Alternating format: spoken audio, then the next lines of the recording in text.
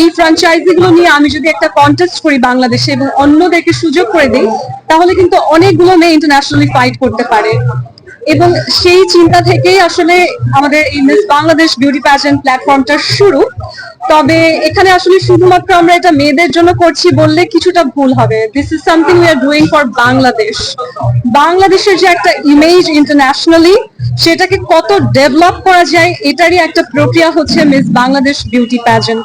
আমাদের দেশকে মানুষ চেনে হচ্ছে পভার্টি, ফ্লাডস এগুলোর জন্য, কিন্তু সত্য হচ্ছে আমাদের আসল শক্তিটা হলো যতই প্রাকৃতিক দুর্যোগ হোক আমরা সব সময় সেটা মোকাবিলা করে সবাই সবাইকে সাপোর্ট করে আবার ঘুরে দাঁড়াই।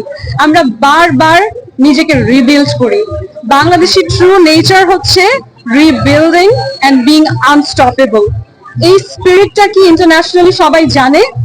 আমাদের এই পজিটিভ সাইড গুলো কি ইন্টারন্যাশনালি তুলে ধরা হয়? যখন যে কোনো বিশ্বে কাউকে জিজ্ঞেস করে যে ইন্ডিয়ানদের সম্পর্কে কিছু বলুন, সবাই বলে ভারতীয় নারী হচ্ছে সবচেয়ে সুন্দরী। কিন্তু আমাদের মেয়ে তো একই রকম সুন্দরী, আমাদের মানুষ একই রকম সুন্দর, একই রকম সুন্দর মনের মানুষ, কিন্তু ইন্টারন্যাশনালি কিন্তু সেই জায়গাগুলো হাইলাইট হচ্ছে না।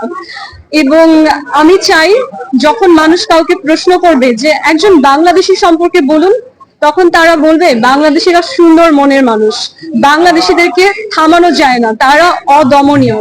এবং এটা বোঝাতেই আমরা এই প্যাজেন্টটার যাত্রা শুরু করেছি। আমাদের মিস বাংলাদেশ বিউটি প্যাজেন্ট থেকে শুধুমাত্র একটা ইন্টারন্যাশনাল কন্টেস্টে না, 10টি ইন্টারন্যাশনাল কন্টেস্ট বিভিন্ন দেশে, বিভিন্ন মহাদেশে আমাদের বাংলাদেশের ফ্ল্যাগ নিয়ে মেয়েরা কম্পিট করতে যাবে।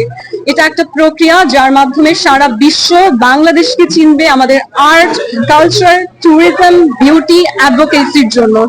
এবং last but not the least, miss Bangladesh beauty প্যাজেন্টের মটো হচ্ছে rebuilding and rebranding Bangladesh globally. Thank you. যে জিতবে শুধু তার উদ্দেশ্যে কিছু বলে দেন অ্যাডভান্স। যে জিতবে তার অনেক বড় একটা উদ্দেশ্য হবে কেমন করে মিস বাংলাদেশ বিউটি প্যাজেন্টের মাধ্যমে ইন্টারন্যাশনালি বাংলাদেশের নামটাকে অনেক উজ্জ্বল করা যায়। এবং একটা ম্যাজলোস ল অফ হায়ারার্কি আছে যে মানুষের যখন সব চাহিদা পূরণ হয়ে যায় তখন সে কি করে? Self actualisation. তখন সে নিজের আত্মার জন্য কিছু করে। এবং আমরা এভাবেই সারা বিশ্বকে জানাবো যে বাংলাদেশ